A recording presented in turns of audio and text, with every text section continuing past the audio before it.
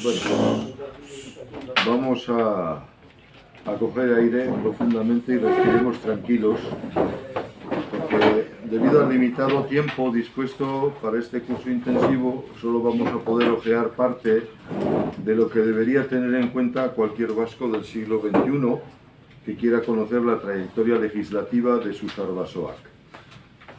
Sustentaré mi afirmación en tan solo 6 datos vinculados a un solo lugar, a Naiara Nájera, el núcleo vecinal creador del fuero socrático por excelencia.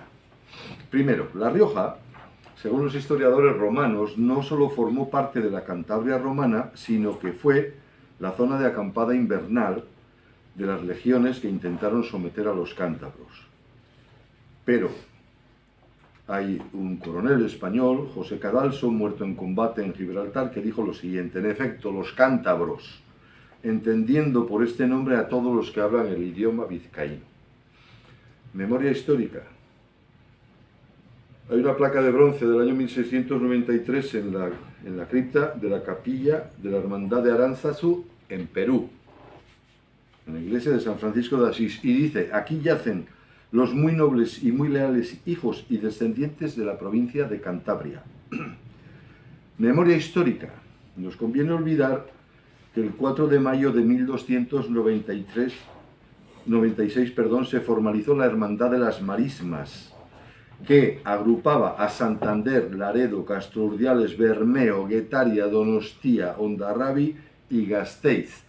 Y al año siguiente se sumó a esa hermandad San Vicente de la Barquera. Memoria histórica, referido a este concepto de cántabros.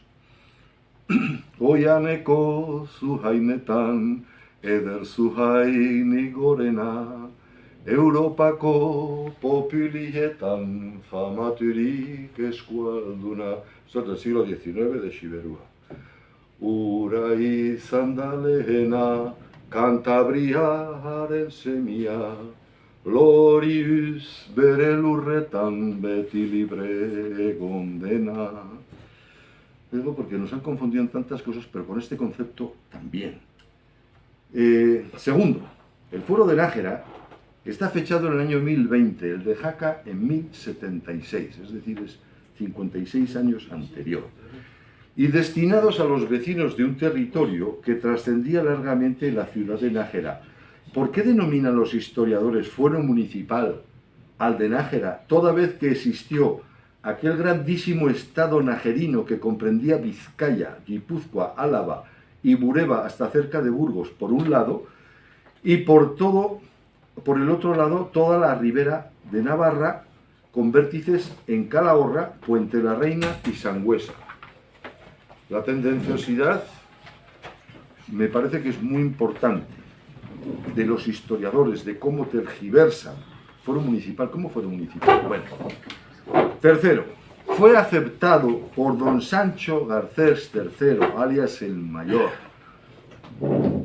Me disculparéis por mencionar que en el mausoleo de este tipo no consta rey de todos los vascos, como le titulan muchos historiadores, que yo llamo nacionalistados. Lo que pone en su mausoleo, que está en Burgos de Osma, es Hispanis Imperator, no rey de todos los vascos. Y convendrá olvidar que además de profanar tumbas como las de San Millán de Arandio o la Cogolla, se repartía la Hispania de entonces, de su época, con su tío, Abu Amir Muhammad ibn Abd Amir al-Mahavidi, alias al-Mansur. Al-Mansur era tío de Sancho III el Mayor, porque su tía, Abda Urraca Sánchez, era hijo del rey Sancho Abarca de Navarra. Cuando Alfonso VI, nieto de este individuo, conquistó La Rioja el año 1076, recibió un consejo de sus asesores militares de se apresurar per les jurar lures forts, porque los pobladores eran gens dura et terrible. Otro rey devoto de la guerra que acaba de conquistar un territorio aceptando la legislación de una población civil supuestamente conquistada. Incoherencia documental, error de mi parte, o tendenciosidad de historiadores asalariados por universidades sometidas a los políticos, porque estos documentos existen para todos. El foro de la Vía de Nájera, ¿cómo que de la Vía de Nájera? Si en esta época Nájera, lo que se llamaba Nájera era todo esto que hemos visto. Bien. Bueno, el asunto es sencillo, antes ya os lo he mencionado. Una cosa era conquistarse mutuamente castillos y fortalezas entre los reyes católicos, y otra muy diferente, convencer a vecinos autócratas tan capaces de ofrecer la vida por sus ideales como de arrebatársela a cualquiera que quisiese quitárselos. No creo que nos vaya a dar tiempo, pero igual nos da tiempo a ver algo de estos ejemplos. En el caso de Nájera sí lo vamos a ver. ¿Por qué? Porque 500 años después de la concesión de este fuero por parte de este señor el Mayor, concretamente el 14 de septiembre de 1520, Nájera se levantó en armas contra un Manrique de Lara, que era una de esas raleas gobernadoras castellano-franca, porque sus antecesores venían de Narbona, tomando el castillo, ahorcando a un criado suyo, destruyendo las casas de sus partidarios, expulsando a sus funcionarios y declarándose comunidad. Los vecinos de Camprovin, Huércanos, Matute, Navarrete y Uruñuela se unieron a la resistencia. El martes 18 de septiembre, o sea, 4 días después, se inició el asedio por parte del que decía que era el gobernador, nombrado por el rey de Castilla, y envió un emisario manifestando que sería clemente. Pese al carácter sanguinario que caracterizaba a esta ralea de mercenarios, los Manrique de Lara, los vecinos no solo dispararon su artillería, sino que los nuevos emisarios, quiere decir que los disparos de artillería algo acertaron, los nuevos emisarios procedentes de Logroño, el corregidor y 4 concejales estuvieron al borde de perder la vida por su colaboración con el enemigo vecinal. Los agarraron, les acusaron de ser colaboradores del Manrique de Lara, y si no llega a ser porque eran de cerca, o sea, de Logroño, pues bien. Francisco Javier Goicolea Julián, este es un aspecto militar que hemos visto 500 años después. Este es un historiador y un especialista de La Rioja. Hablando, dice, en el siglo XV, es decir, 500 años después, las sesiones de concejo de Nájera seguían estando abiertas a otros hombres buenos de la ciudad, tal y como podemos comprobar a partir de las reuniones concejiles que se celebraban sobre todo en la claustra del monasterio de Santa María la Real, con lo que no podemos descartar algún grado de participación de estos representantes vecinales en la toma de decisiones y en las elecciones, al igual que ocurría en otros núcleos urbanos riojanos.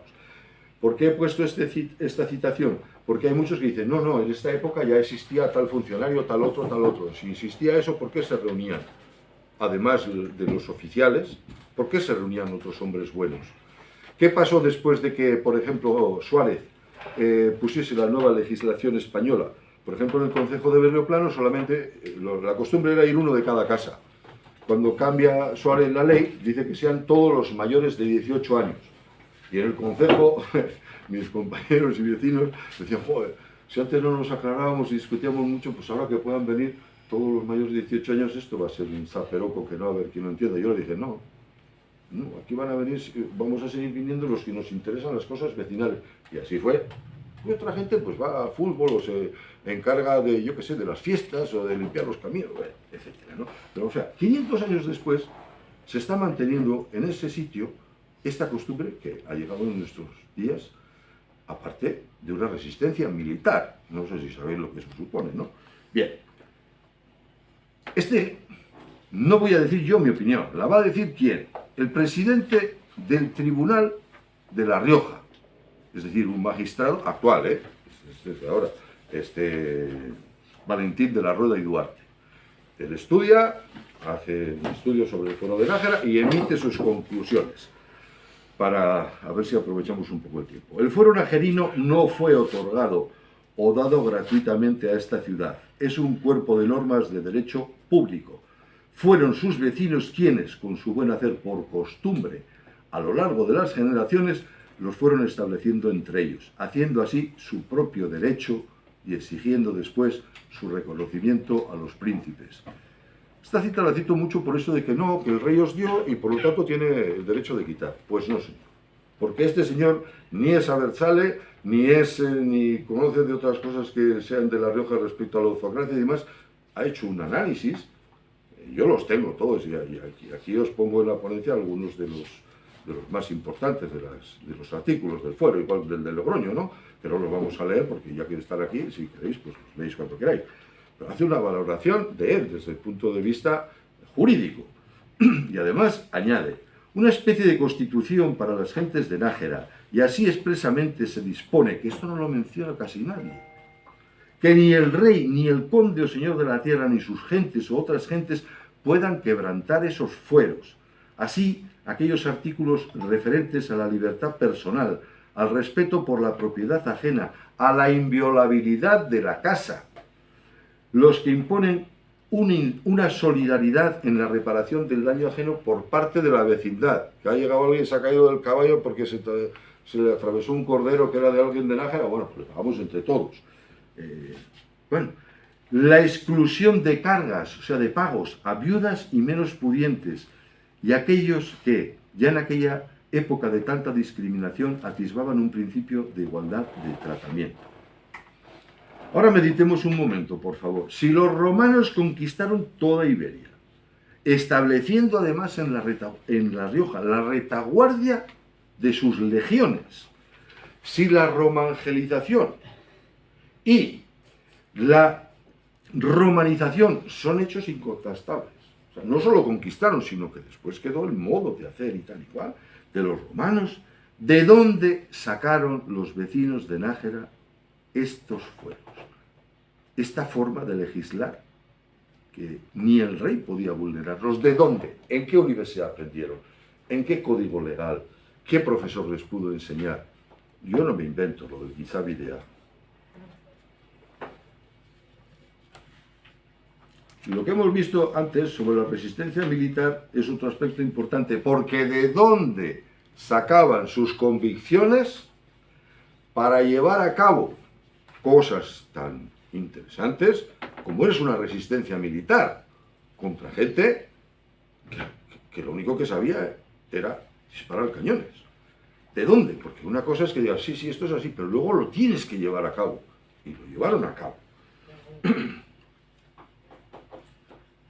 ¿En qué cabeza de qué rey se le puede ocurrir que puedes matar, porque también está en el Fuero de Nájera, a sus funcionarios si vulneran los derechos sociales? Bien. A ver si nos da tiempo un poco más. ¿Recordáis lo que os dije sobre la admirable sociedad preibérica de la cultura megalítica? Es decir, os he hablado del fenómeno campaniforme, que los arqueólogos pues lo definen bastante bien, y del fenómeno ibérico o preibérico. ¿Qué es lo que estamos viendo ahí?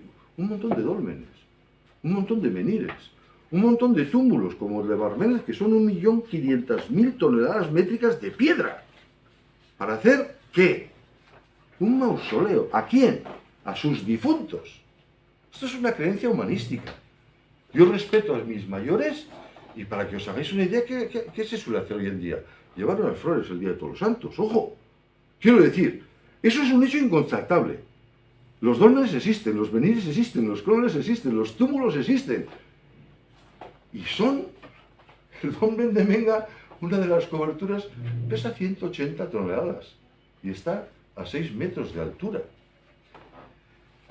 Está clarísimo que para poder hacer eso, habría que tener primero una sociedad económicamente fuerte, para poder dedicarse mucha gente a hacer eso.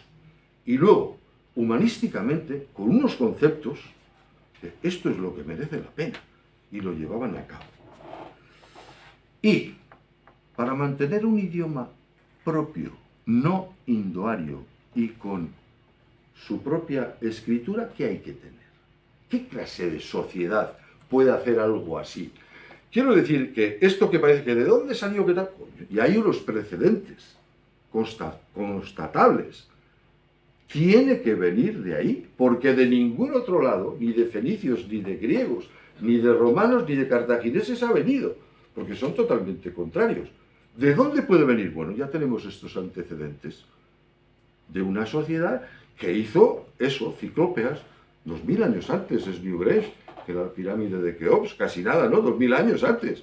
Es que el túmulo de Newgrange, no sé si lo habéis visto alguna vez, es increíble, 500 metros de diámetro, o sea, es una cosa que uno dice, pues ¿qué clase de difuntos tenían? Bueno, vamos a seguir. porque ahora viene del dicho al hecho. Se conserva en el Archivo Municipal de Nájera una carta de hermandad, hemos hablado de cartas de poblaciones, fechada el 27 de mayo de 1282. Están identificados 65 concejos, aunque pudieran ser 73, entre los cuales, antes hemos visto la Hermandad de las Marismas con Laredo, Etaya, Bermeda, etc. Aquí tenemos Nájera, Logroño, Santo Domingo de la Calzada, Navarrete, Arnedo, Calahorra, Burgos, Miranda de Ebro, Santo Domingo de Silos, Palencia, Saldaña, Peñacerrada, Gasteiz, Salinas de Añana, Agurain, Donostia, Arrasate, Motrico, Segura, Sajazara, Santander y Laredo. Firman un documento. Todos estos. Que según los historiadores, unos son de aquí, otros son de allá, otros son de, según ellos. ¿Qué es lo que firman? Porque aquí viene el quid de la cuestión. ¿Qué es lo que firman? Lo que firman es lo siguiente: defendernos lealmente contra todos los que nos quisieren hacer mal. Eso es lo que firman. El sistema que utilizaron era relativamente sencillo. Tocaban los cuernos, tocaban las campanas, dejaban las azadas, tomaban las espadas. Y así, con ese procedimiento tan sencillo, muchísimo antes de la Revolución a la Francesa y otra serie de cosas, aquí instauraron la paz social. ¿Por qué? Porque lo vamos a ver en la remodelación de los fueros. Porque estos primeros fueros eran, este le hemos pillado y tal, haces un agujero como hacían en Bilbo, quedaba solo la cabeza, ¿no?, hasta que se muriese, para que diese ejemplo. Bueno, a mí lo que me preocupa es qué clase de gobiernos son los que financian universidades, que contratan historiadores capaces de afirmar que estas personas pertenecían a reinos diferentes. Recordemos que según los franceses, los vascos somos franceses y pertenecemos a su república, y según los españoles, a su reino. Pero según nuestra memoria histórica, arrotzedon baketo, ez dugu etzaiak, baina eskual semea, da gure anaia, hemen dela España, handela Frantzia, mugarren bi aldeetan, da eskual herria. Esto se sigue cantando todavía, sobre todo en Iparralde. Así que, ¿a quién le vamos a hacer caso? Digo yo. Por lo menos, que es lo que a mí más me afrenta, que tengamos derecho, sobre todo nuestros sobrinos, hijos que estudian bachillerato, que tengan la referencia de sus antepasados, que sepan lo que hicieron y por qué lo hicieron y cómo lo hicieron. Digo yo, me parece que es una desvergüenza, y ya sabes, Pachi y algún otro que está aquí también, lo que hemos tratado de hacer, para decir, pero ¿por qué? O sea, mi hijo, si tuviese 17 años, puede acceder a estudiar latín como asignatura optativa en el pensum de Euskadi. Y la escolaridad en Jakintza no. ¿Por qué? Yo lo único que he dicho a algunos políticos con los que he hablado, digo, coño, pero ponerlo como optativo. Y estoy muy molesto con Aitor Esteban porque me mintió. Y me mintió directamente, después de comer en su casa. No, es que Odón, tienes razón, Odón y otros. Pero no tenemos potestad. El gobierno vasco, el Departamento de Educación. Mentira, sí tienen potestad. Fijaros la que ha alarmado con esto de ahora de la nueva, el cambio de la ley. Me ha mentido a mí. Y diréis, ¿qué iluso eres? No, no soy iluso. Sé que es un político. Pero también tengo otras referencias de él. Y sí tendré ahora la autoridad moral de decirle, a mí no me importa que tú seas miembro del Partido Nacionalista Vasco. A mí me importa que tú me has mentido a mí. Y yo lo único que estoy pidiendo es que nuestros hijos y nuestros sobrinos tengan acceso a estas informaciones de cómo hicieron durante muchísimos siglos nuestros antepasados.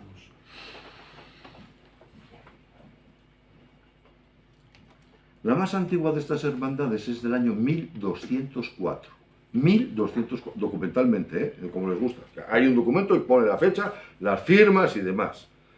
Y son pueblos de la Ribera de Navarra, que unos dicen Aragón, no los voy a citar todos porque son un montón, y otros son Navarra, para luchar y defenderse lealmente de todos que nos quisieren hacer mal. Y no es por nada, pero en esa fecha, en 1204, no había moros en la costa ni en lontananza. ¿De quién se iban a defender? De los caballeros valderos, que robaban y estragaban la tierra. De todos esos señores de armas y de linaje, ¿verdad?, que iban y a los roncaleses les robaban sus reses si podían, que no podían, ya vais a ver, ya vais a ver. Otro ejemplo de estas hermandades que eran para esto.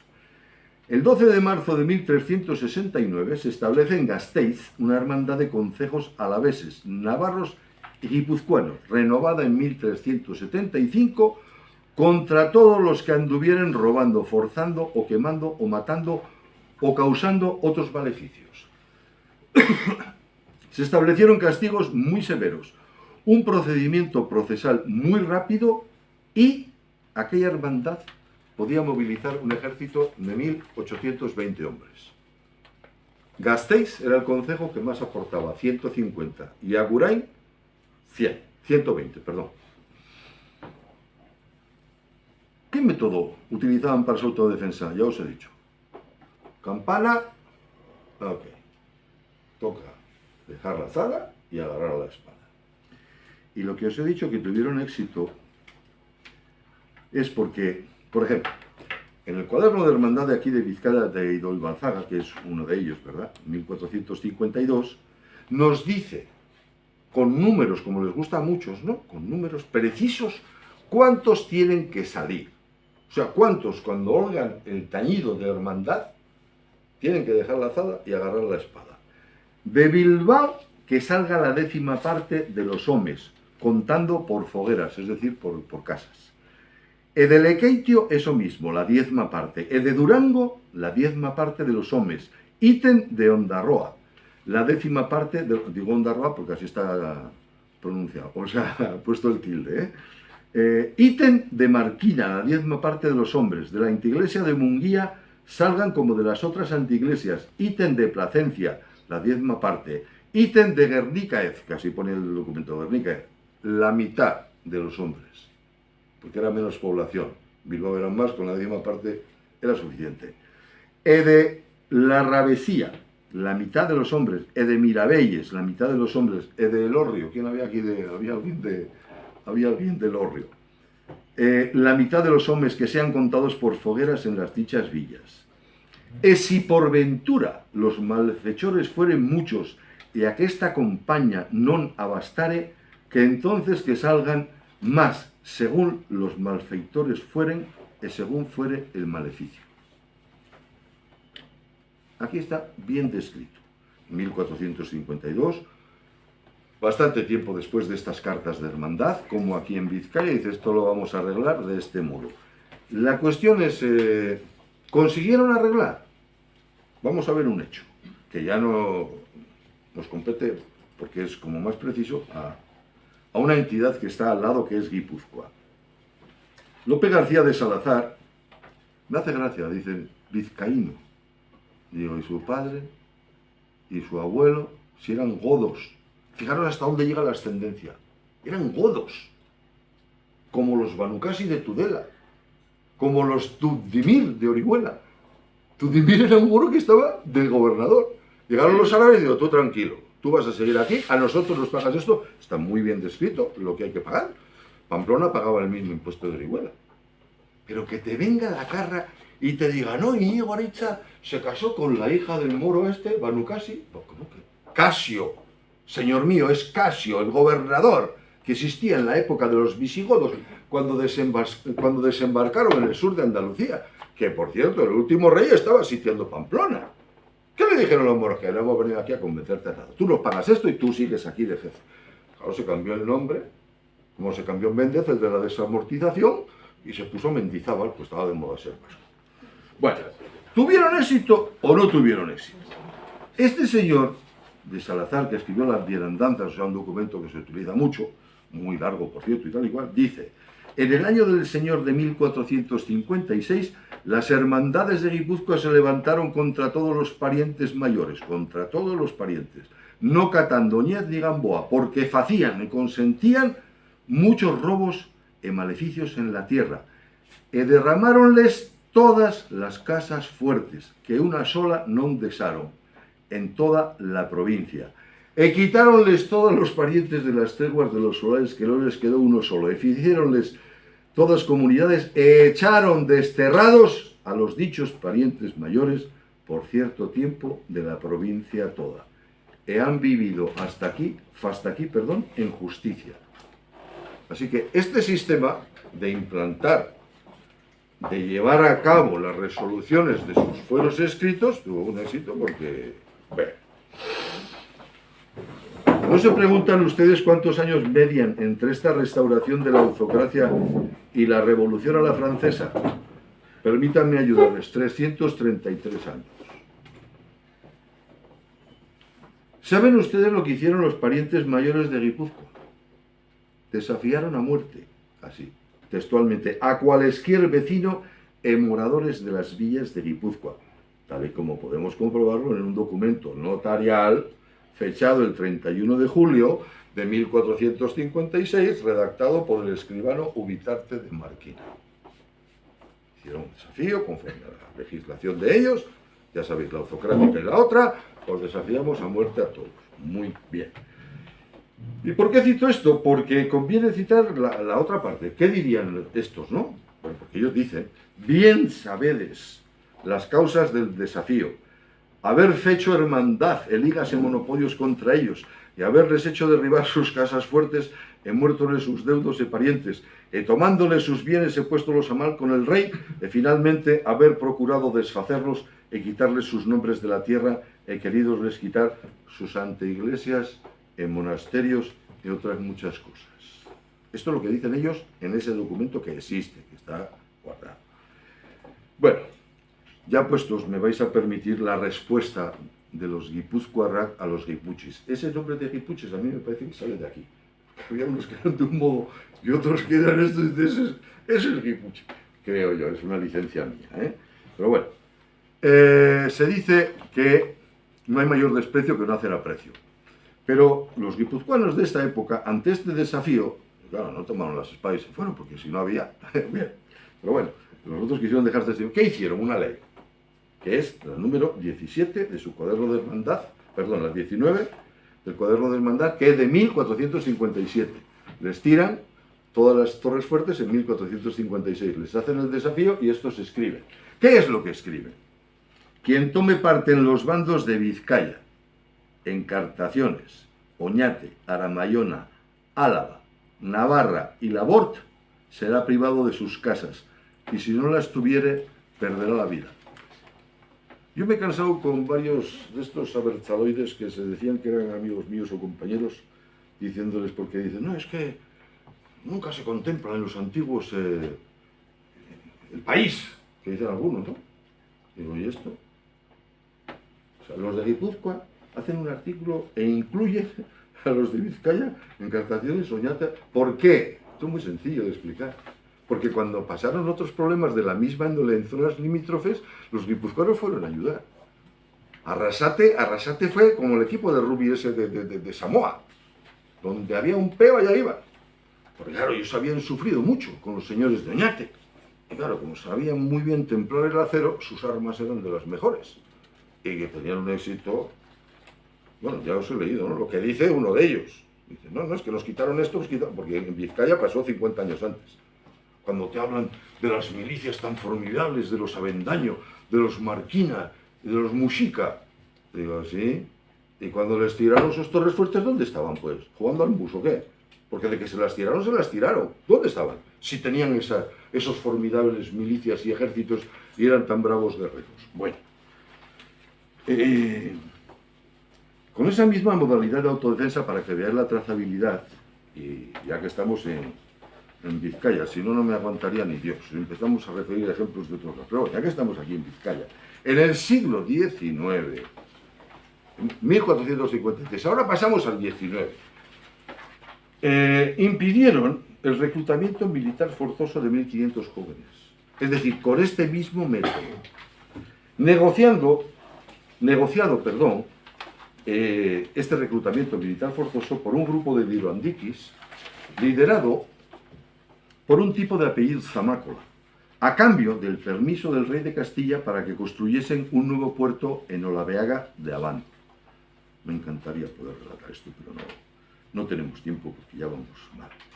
Resumiendo, El modo autodefensivo de nuestros Arbasoa, ya que no hemos ganado ninguna guerra, nos han ganado todas y nos han dado por el rascayú siempre. Bueno, militar y socialmente exitoso documentado, tiene 600 años. De 1204 hasta 1804 van 600 años. Después pasaron otras cosas, una sobre todo muy interesante, que es lo que le llaman la primera guerra carlista. Yo digo, bueno. Pero con fuentes griegas, por ejemplo, y romanas, este modo autodefensivo, nos remontamos a al menos 4 siglos antes de Cristo. Hay gente que me dice, pero usted está loco. ¿Usted cómo puede decir que Viriato era vasco? Y digo, ¿ah, sí? ¿Y contra quién luchó? Contra los romanos. ¿Él era fenicio? No. ¿Era griego? No. ¿Y entonces quién más había aquí? Aborígenes, ¿no? Y si nos damos una vuelta por lo que ellos llaman la Lusitania y vemos la cantidad, el mejor dolmen de Extremadura le llaman el dolmen de la Carra. El de Galicia, Dombate. Y así podría seguir un montón, pero vamos a ver si consigo concentrarme. Bueno.